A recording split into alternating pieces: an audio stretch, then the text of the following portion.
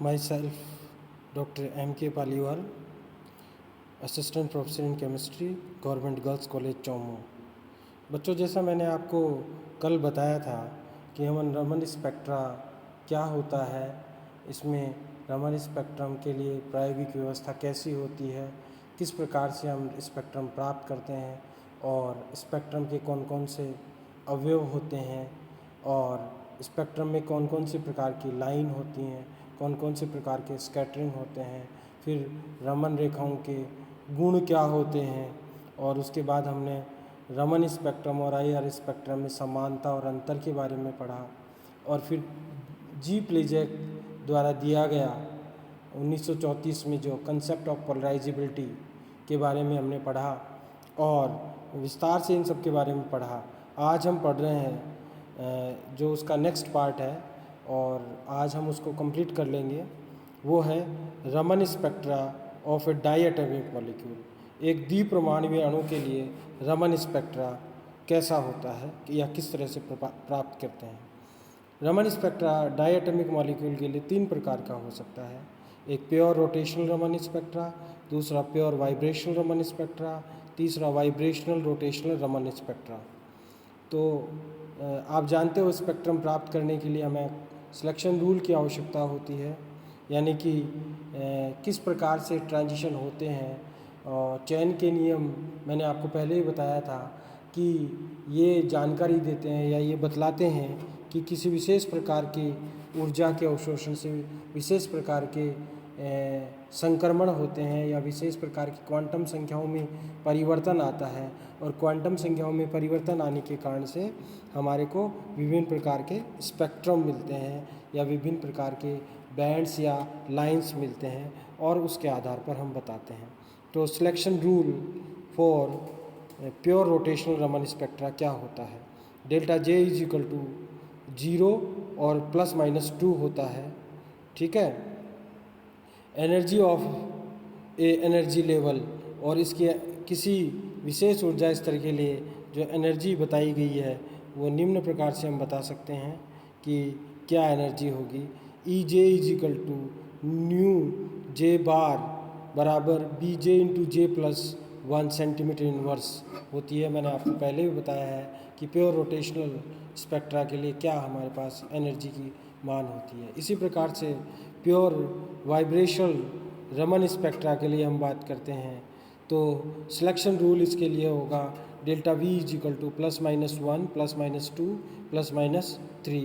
पहले ही मैंने आपको बता रखा है कि अगर प्लस वैल्यू होती है तो उसका मतलब ये होता है कि वो अवशोषण स्पेक्ट्रा है, और अगर माइनस में वैल्यू आती है या माइनस में अगर क्वांटम नंबर में चेंज आता है तो वह जो होता है उत्सर्जन प्रकार का स्पेक्ट्रम होता है। अब प्योर वाइब्रेशनल रमन स्पेक्ट्रा के लिए पर्टिकुलर एनर्जी लेवल के लिए जो एनर्जी होगी वो क्या होगी। हम रियल मॉलिक्यूल की बात करते हैं। एन जो रियल मॉलिक्यूल होता है वो एन हार्मोनिक ऑसिलेटर की तरह बिहेव करता है। So energy for a diatomic molecule that is behaving as a anharmonic oscillator, उसके लिए जो एनर्जी का मान होगा वो ये होगा E we is equal to nu bar v is equal to we plus half nu bar into 1 minus we plus half into a. ये जो होगा वो एनर्जी का मान होगा। अब तीसरा प्रकार का जो रमन स्पेक्ट्रा है वो वाइब्रेशनल रोटेशनल रमन स्पेक्ट्रा है। उसके लिए जो सिलेक्शन रूल होगा वो होगा delta J is equal to 0 और +-2 और delta v is equal to होगा +-1।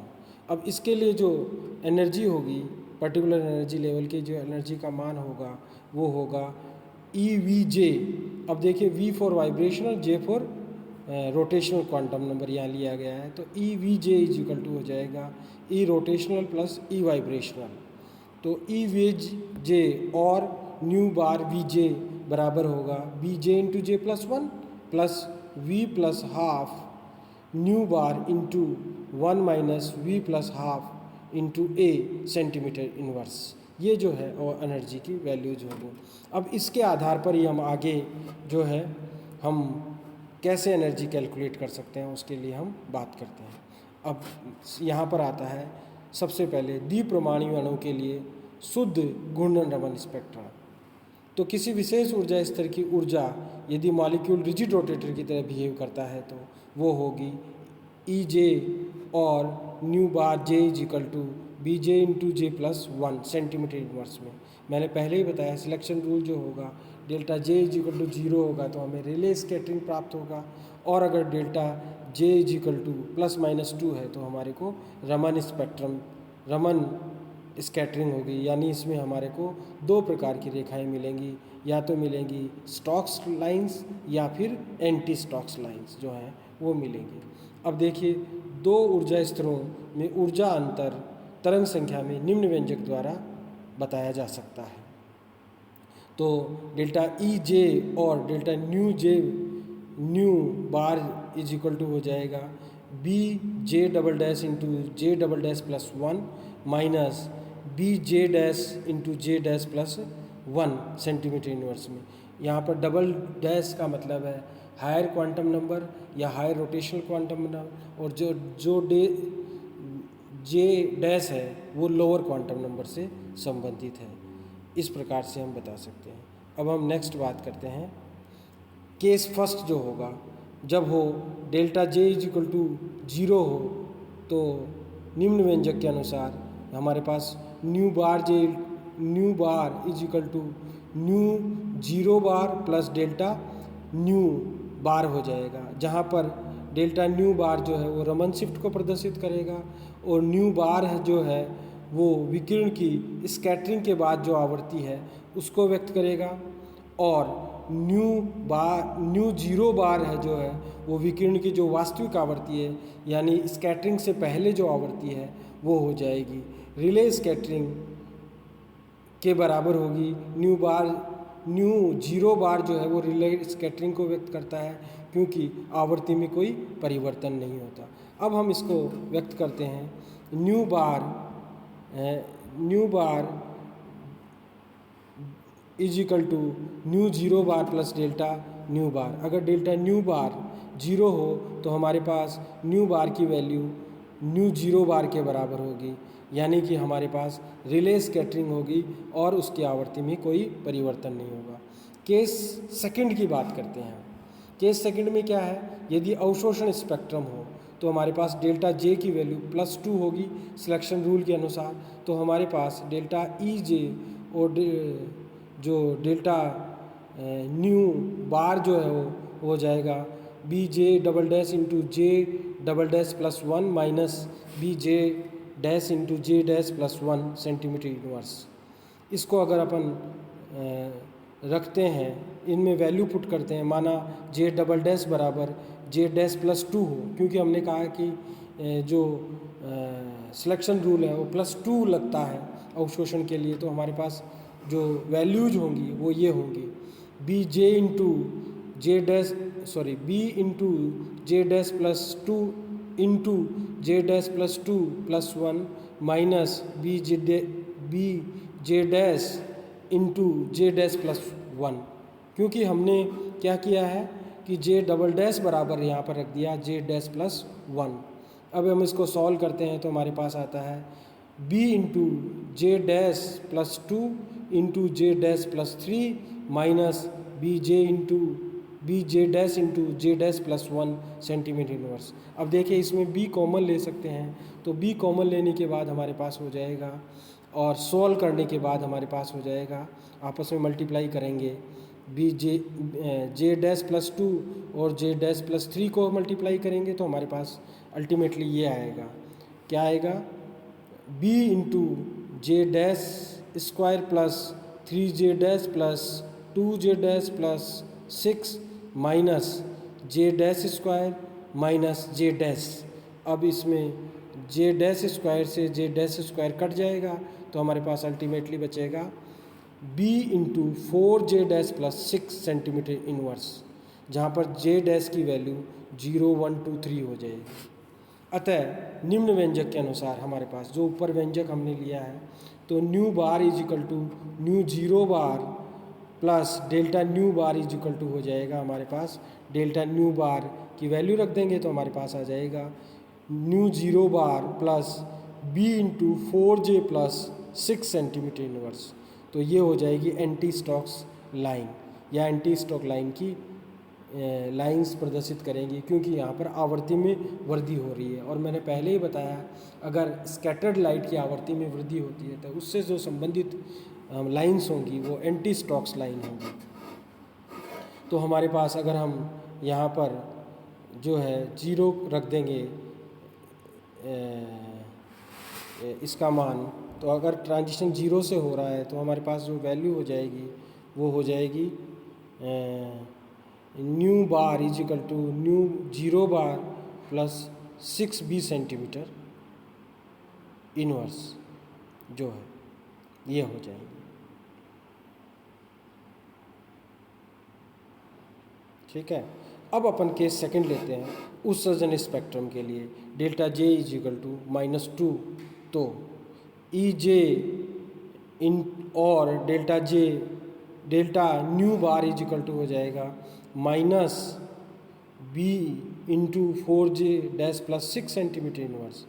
अतः निम्न व्यंजक के अनुसार ये हो जाएगा nu bar is equal to nu 0 bar plus delta nu 0 is equal to nu 0 bar minus b into 4j plus 6 centimetre inverse. और स्टोक्स लाइंस हो जाएंगी ये, क्योंकि आवर्ती में कमी आ रही है। यदि आवर्ती में कमी आती है तो हमारे पास ये हो जाएगा। यदि ट्रांजिशन 0 से हो रहा हो तो हमारे पास वैल्यू हो जाएगी nu bar is equal to nu 0 bar minus 6b centimetre inverse, क्योंकि 4j जो हो जाएगा वो तो 0 हो जाएगा, क्योंकि j की वैल्यू हमने 0 रख दी। अब द्विपरमाणु अणु के लिए रमन स्पेक्ट्रा के विभिन्न ऊर्जा स्तर व अनुमत संक्रमण हमने यहाँ पे दिखा रखे हैं। देखिए यहाँ पर जो ट्रांजिशन हो रहा है वो 2-2 में के अंतर से हो रहा है। इसी प्रकार से जो उत्सर्जन हो रहा है वो भी 2 का चेंज आ रहा है, यानी j बराबर 4 से 2 हो रहा है, j बराबर 3 से 1 हो रहा है और j बराबर 2 से 0 हो रहा है। या फिर अपन 0 से 2 देखें, 1 से 3 देखें, 1 से 4 देखें। अब ये जो है इसमें अपन ने द्विपरमाणु अणु के लिए शुद्ध घूर्णन स्पेक्ट्रम रमन स्पेक्ट्रम बताया, जिसमें Rayleigh lines, anti Stoke line और स्टोक लाइन को प्रदर्शित किया हुआ है, या यूँ कहिए रिले लाइंस और रमन लाइंस को प्रदर्शित किया हुआ है। अब अपन नेक्स्ट बात करते हैं द्विपरमाणु के लिए जो है शुद्ध कंपन Raman spectrum, pure vibrational Raman spectra for a diatomic molecule. तो किसी विशेष ऊर्जा स्तर की जो ऊर्जा होगी, यदि मॉलिक्यूल एन हार्मोनिक ऑसिलेटर की तरह बिहेव कर रहा है, यानी रियल मॉलिक्यूल जो है उसके लिए जो वैल्यू होगी वो एनर्जी की वो हो जाएगी, जो होगी वो ये होगी E we is equal to nu V bar is equal to we plus half nu bar into 1 minus we plus half A centimetre inverse, जहाँ पर v का मान 0, 1, 2, 3 कुछ भी हो सकता है। अब देखिए सिलेक्शन रूल जो होगा वो होगा delta v is equal to +-1 +-2 +-3। ये आपको याद रखना है इसके सिलेक्शन रूल हमेशा। तो जो शुद्ध कंपन रमन स्पेक्ट्रा है उसके लिए सिलेक्शन रूल हमेशा +-1 +-2 +-3। अब 2 ऊर्जा स्तरों में ऊर्जा अंतर तरंग संख्या में निम्न व्यंजक द्वारा बताया जा सकता है। डेल्टा ई वी बराबर delta nu bar is equal to हो जाएगा v double dash plus half into nu bar into 1 minus v double dash plus half a, ये तो हायर एनर्जी लेवल हो जाएगा, माइनस अब हमारे पास हो जाएगा दूसरा जो लोअर एनर्जी लेवल होगा वो ये होगा v dash plus half nu bar into 1 minus v dash plus half ए सेंटीमीटर इनवर्स। ये लोअर एनर्जी लेवल हो जाएगा। तो अपर एनर्जी लेवल को हमने वी डबल डैश से बताया, लोअर एनर्जी लेवल को हमने वी डैश से बताया। यदि ट्रांजिशन 0 से 1 में हो कमरे के ताप पर तो हमारे पास जो वैल्यूज़ आएंगी वो ये आएंगी। हम डबल डैश के बराबर तो 1 रख देंगे और डैश वी डैश के इज इक्वल टू 0 रख देंगे, तो हमारे पास वैल्यू हो जाएंगी delta nu bar is equal to 1 plus half nu bar into 1 minus we plus half A into minus 0 plus half nu bar into 1 minus 0 plus half A centimetre inverse. अब इसको solve करेंगे तो हमारे पास आ जाएगा 3/2 न्यू बार इंटू 1 माइनस 3/2 ए into minus half nu bar into 1 minus half ए centimetre inverse. अब अगर न्यू बार इसमें कॉमन ले लेंगे तो हमारे पास आ जाएगा 3/2 इंटू 1 माइनस 3/2 ए माइनस हाफ 1 माइनस 1/2 ए सेंटीमीटर इनवर्स। अब इसमें न्यू हम फिर कॉमन ले लेंगे तो हमारे पास जो है सॉल्यूशन हो जाएगा 3/2 minus 9/4 A minus 1/2 plus 1/4 A centimetre inverse.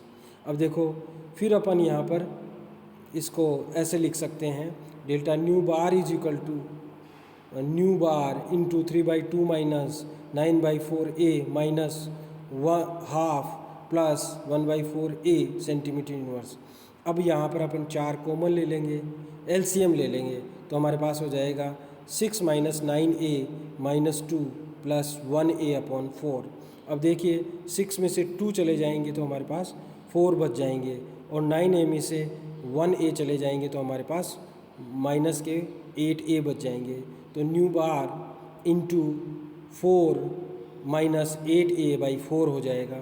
अब यहाँ से 4 फिर कॉमन ले सकते हैं अपन, तो nu bar into 4 into 1 minus 2a/4 हो जाएगा।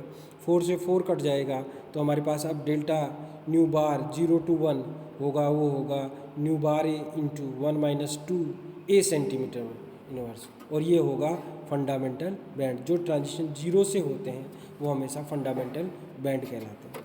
अब स्टॉक लाइंस के लिए क्या हो जाएगा, स्टॉक लाइंस में आवृत्ति में कमी आती है तो हमारे पास nu bar Stokes is equal to हो जाएगा न्यू जीरो बार का मतलब वह आवृत्ति जो स्कैटरिंग से पहले विकिरण की थी। तो न्यू जीरो बार minus nu bar into 1 minus 2a centimetre, ये आवृत्ति में कमी तो स्टॉक लाइन हो जाएगी। एंटी स्टॉक लाइन में ये प्लस हो जाएंगी। For anti Stoke line nu bar anti Stoke is equal to हो जाएगा nu zero bar plus nu bar into 1 minus 2a centimetre inverse. आवृत्ति में यहाँ पर वृद्धि हो रही है तो ये हो जाएगा। अब देखिए फॉर रमन लाइंस क्या हो जाएगा, nu Raman is equal to हो जाएगा nu zero bar plus nu bar into 1 minus 2a centimetre inverse. ये रमन लाइंस के लिए हो जाएगा। हम अगर कहें प्लस माइनस में अगर रमन लाइंस वही होती है स्टॉक और एंटी स्टॉक लाइंस, तो यहाँ पर अपन ने ये कह दिया nu bar Raman is equal to हो जाएगा nu zero bar plus minus nu bar into 1 minus 2a centimetre inverse. यानी स्टॉक और एंटी स्टॉक लाइंस को एक जगह हमने व्यक्त कर दिया है। अब अपन बात करते हैं नेक्स्ट द्विपरमाणु के लिए कंपन घूर्णन रमन स्पेक्ट्रा। ये पहले हमने प्योर घूर्णन रमन स्पेक्ट्रा पढ़ा, फिर प्योर कंपन रमन स्पेक्ट्रा पढ़ा। अब अपन पढ़ रहे हैं द्विपरमाणु कणों के लिए कंपन घूर्णन रमन स्पेक्ट्रा। किसी द्विपरमाणु गैस या अणु के लिए कंपन घूर्णन रमन स्पेक्ट्रा के लिए किसी विशेष ऊर्जा स्तर की जो ऊर्जा होगी वह होगी क्या, हम इसको निम्न प्रकार से व्यक्त कर सकते हैं EVJ और nu bar VJ is equal to हो जाएगा BJ into J plus 1 plus V plus half nu bar into 1 minus V plus half A centimetre inverse. अब देखिए सिलेक्शन रूल जो होगा इसके लिए हमारे पास हो जाएगा delta J is equal to 0 और प्लस माइनस 2 और delta V is equal to plus minus 1। यानी रोटेशनल क्वांटम नंबर में चेंज 2 का आ सकता है जबकि वाइब्रेशनल क्वांटम नंबर में चेंज जो है वो 1 का ही आएगा। अब 2 ऊर्जा स्तरों में ऊर्जा अंतर निम्न व्यंजक द्वारा बताया जा सकता है। अगर तरंग संख्या में हो या एनर्जी में हो तो डेल्टा EVJ और delta nu bar VJ is equal to हो जाएगा BJ double dash into J double dash plus 1 plus V double dash half into nu bar into 1 minus V double dash plus half A। ये हो गया, क्या हो गया, higher energy level हो गया। और अब अपन लोअर एनर्जी लेवल को लिखते हैं तो हमारे पास हो जाएगा minus B J dash into J dash plus one plus v dash plus half nu bar into one minus v dash plus half a, ये हो जाएगा लोअर एनर्जी लेवल। इन दोनों में जो अंतर होगा हमारे पास, ये हमारे पास पर्टिकुलर ट्रांजिशन के लिए वैल्यू आ जाएगी। कमरे पे ताप पर अधिकांश अणु जो होते हैं वो ग्राउंड स्टेट में रहते हैं, अतः संक्रमण जो है वो जीरो से हमेशा V1 की तरफ होते हैं। इस प्रकार डेल्टा J बराबर 0 प्लस 2 माइनस 2 हो सकता है, और अगर डेल्टा V बराबर प्लस माइनस 1 हो सकता है। तो प्लस माइनस अगर डेल्टा J की वैल्यू 0 हो और डेल्टा V की वैल्यू प्लस माइनस 1 हो तो स्पेक्ट्रम में हमारे को Q ब्रांच प्राप्त होती है। अगर डेल्टा J की वैल्यू प्लस 2 हो और डेल्टा V की वैल्यू प्लस माइनस 1 हो तो हमारे को S ब्रांच प्राप्त होती है। अगर डेल्टा J की वैल्यू माइनस 2 हो और डेल्टा V की वैल्यू प्लस माइनस 1 हो तो हमारे को O ब्रांच प्राप्त होती है। इस प्रकार से जो स्पेक्ट्रम यहाँ बताया गया है द्विपरमाणु अणु के लिए कंपन घूर्णन स्पेक्ट्रम, उसमें O, Q और S ब्रांचेज बता रखी हैं, वो आप स्पष्ट रूप से देख सकते हो और उनके नीचे वैल्यूज़ भी हमने प्रदर्शित कर रखी हैं। देखिए O, Q और S ब्रांच। अब कुछ इम्पोर्टेंट पॉइंट्स हैं जो हमारे को याद रखने हैं। मैंने इसमें लिख रखा है कि रमन और IR एक्टिव होंगे या नहीं होंगे। मॉलिक्यूल विथ सेंट्रोसिमेट्री या सेंटर ऑफ सिमेट्री के साथ अगर मॉलिक्यूल हो, जैसे CO2 हो, CS2 हो, C2H2 हो या ट्रांस C2H2Cl2 हो, तो ये रमन एक्टिव होंगे ड्यू टू द पोलराइजेबिलिटी। अगर होमोन्यूक्लियर डायटोमिक मॉलिक्यूल हो जैसे H2 है, N2 है, O2 है, ये रमन एक्टिव होंगे। इसमें क्या होता है कि इंड्यूस डाइपोल उत्पन्न हो जाता है। और दूसरा, मॉलिक्यूल विदाउट सेंटर सिमेट्री जैसे सिस C2H2Cl2 हो, N2O हो, ये रमन और IR दोनों एक्टिव होंगे क्योंकि इनमें परमानेंट डाइपोल मूवमेंट पाया जाता है। इस प्रकार से रमन स्पेक्ट्रम हम प्राप्त कर सकते हैं। ये सब रमन स्पेक्ट्रम की इम्पोर्टेंट बातें थी, हमारे को ये ध्यान रखनी है।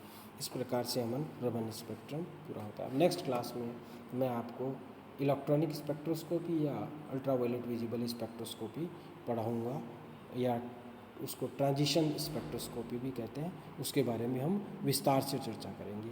Thank you.